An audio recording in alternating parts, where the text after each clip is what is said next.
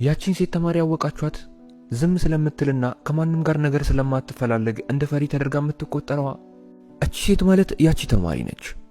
ዝምተኛ በመሆኗ ብቻ ብዙ ተማሪዎች ይንቋት ነበር። ነገር ግን ትግስቷን በጨረሰች ሰዓት ያደረገችው ድርጊት ሙሉ ትምህርት ቤቱን አነጋጋሪ አድርጎ የሷንም ህይወት ቀይሮታል። ዛሬ የዚህችን ልጅ ታሪክ የሚያሳየንን ምርጥ የሆነ ፊልም ይዤላችሁ ቀርቤያለሁ። እንደምትወዱት ምንም ስለማልጠራጠር አዳዲሶች ይህንን ቻናል ሰብስክራይብ እያደረጋችሁ ሁላችንም ይህንን ቪዲዮ ላይክ እያደረግን ፊልማችንን እንጀምር። ይመቻችሁ።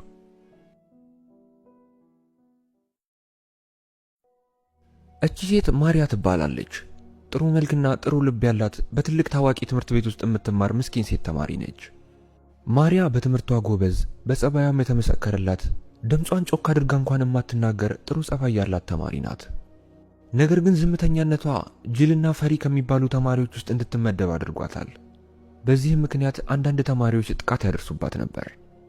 እናም አንድ ቀን የትምህርት ቤቱ ሴት ዱርዬ ተማሪዎች ማሪያን ሳታስበው እጅግ በጣም ክፉኛ ይደበድቧታል።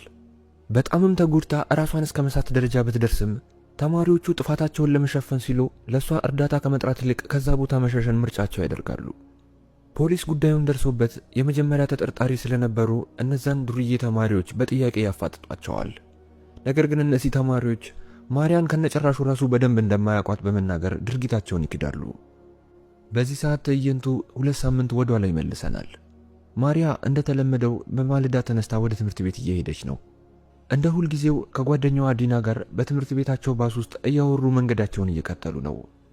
ከነ ማሪያ ጀርባ በትምህርት ቤት ውስጥ እጅግ በጣም የባለ ሀብት ልጅ ከሚባሉትና በዱርዬነታቸውም ትምህርት ቤቱን ያማረሩ ሊዮንና አራኒያ የተባሉ ሴት ልጆች አሉ።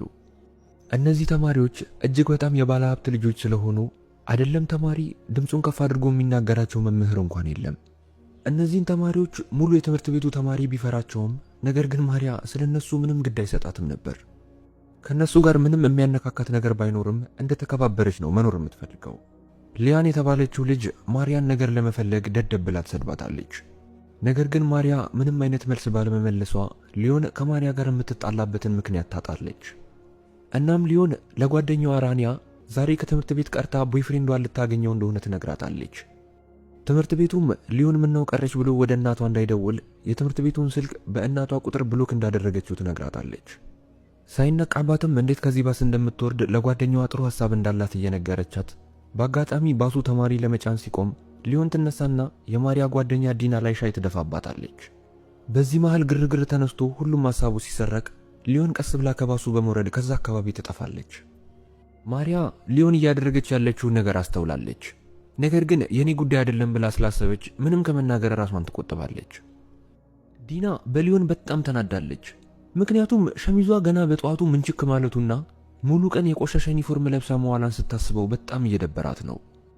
በሌላ በኩል ሊዮን ቦይፍሬንዷን በዩኒፎርም ልታገኘው ስላልፈለገች ደብቃ ያመጣችውን ልብስ ወደ አንድ ሆቴል በመግባት ትቀይራለች። ከትምህርት ቤት መልስም የተፈጠረውን ነገር ለጓደኛዋ አንድ በአንድ ትነግራታለች። በወሬዋ መሃልም የሚመጣው አርብም እንደዚህ አይነት ነገር ልታደርግ እንደሆነ ለጓደኛዋ ስታወራ እነ ማሪያ ይሰሟትና ይገረማሉ። በቀጣዩ ቀን በትምህርት ቤታቸው አንድ አዲስ ተማሪ ትመጣለች። አለባበሷና የምታራምደው ስታይል ከሌሎቹ ለየት በማለቱ ብዙ ተማሪዎች ያላግጡባታል። ከሁሉ ውስጥም ምንም ያልተናገረችውና እንደውም ስታይሏንም የወደደችላት ማሪያ ብቻ ነበረች። ማታ ላይ ማሪያ ከቤተሰቦቿ ጋር እራት እየበላች ወላጆቿ ሳይታወቃቸው ለታናሽ ወንድሟ በጣም ትኩረትን እየሰጡት እሷን ግን ችላ ይሏታል። ማሪያ በጣም ቢከፋትም ነገር ግን ስሜቷን በፈገግታዋ ልትደብቀው እየሞከረች ነበር። ከእራት በኋላም ወደ ክፍሏ ገብታ ከእጮኛዋ ጋር በቪዲዮ ኮል ማውራት ትጀምራለች። በንግግራቸው መሃልም እየተቀላለዱ ሳያስበው አመልጦት ጅል ብሎ ይሰድባታል። ማሪያ ንግግሩ በጣም ነበር ያስከፋት። ምክንያቱም ይህንን ስድብ በትምህርት ቤት ውስጥም በጣም ብዙ ሰዎች ስለሚላትና አሁንም ቦይፍሬንዷ እንደዚህ በማለቱ በጣም ልቧ ይሰበራል። በቀጣዩ ቀን በትምህርት ቤት ውስጥ ማሪያና ሊዮን የባስኬትቦል ጨዋታ ላይ አንድ ቡድን ሆነው ይደርሳቸው